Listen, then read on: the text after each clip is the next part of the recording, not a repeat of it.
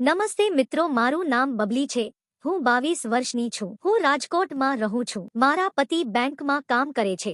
મારા ચાચા પણ એકલા રહે છે કારણ કે તેની પત્ની ટીચર તરીકે બહાર નોકરી કરે છે. તેમનું ઘર મારા ઘરથી ખૂબ નજીક છે. ઘણા દિવસથી હું એકલી હતી એટલે મેં વિચાર્યું કે હું અંકલના ઘરે જા. સાંજના 7 વાગ્યે અંકલનો ફોન આવ્યો કે આજે આપણે બંને સાથે મળીને તહેવાર ઉજવીએ, તો તમે મારા ઘરે આવો. મેં કહ્યું સારું, હું સફાઈ કરીને આવું છું. અને હું 8 વાગે તેમના ઘરે પહોંચી અને ત્યારબાદ બંને બહાર આવ્યા અને અન્ય પાડોશીઓને મળવાનું શરૂ કર્યું. બધાને મળીને મને ખૂબ જ મજા આવી. પછી બહારથી જમવાનું મંગાવ્યું અને અમે બંને સાથે જમ્યા અને સાથે બેસીને થોડીક રમ પણ પીધી. મારા પરિવારમાં રમ પીવી તે સામાન્ય છે. પછી અમે બંને એકબીજાના શોખ તેમજ દુઃખની વાતો કરવા માંડ્યા. અંકલ કહેતા હતા કે તમારા આંટી 6 દિવસ ઘરની બહાર રહે છે, ફક્ત રવિવારે આવે છે. શું આ કોઈ જીવન છે? લોકો વિચારતા હોય છે કે પત્ની ખૂબ સુંદર છે, પણ હું જાણું છું કે મહિનામાં માત્ર એક જ વખત તેમની સાથે આનંદ કરી શકું છું. પછી તરત તેણે કહ્યું, સોરી, હું તમારી સાથે ના બોલવાનું બોલી ગયો. મેં કહ્યું કે કંઈ વાંધો નહીં અંકલ, જ્યારે આનંદ ના મળે ત્યારે બધા જ એવું કહે છે.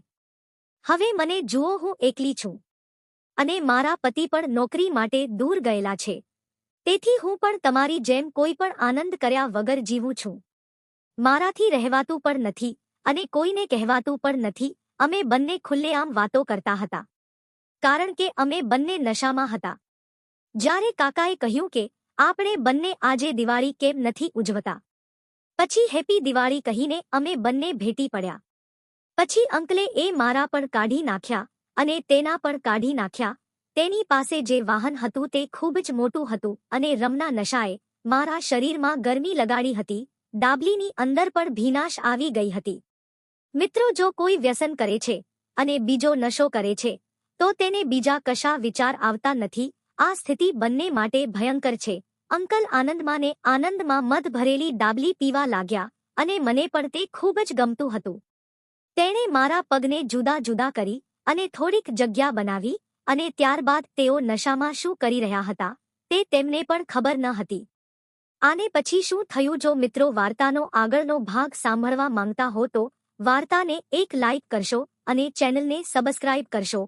ફરી મળીશું એક નવા વિડીયોમાં. ત્યાં સુધી આવજો. વિડીયો પૂરો જોવા બદલ તમારો ખૂબ ખૂબ ધન્યવાદ.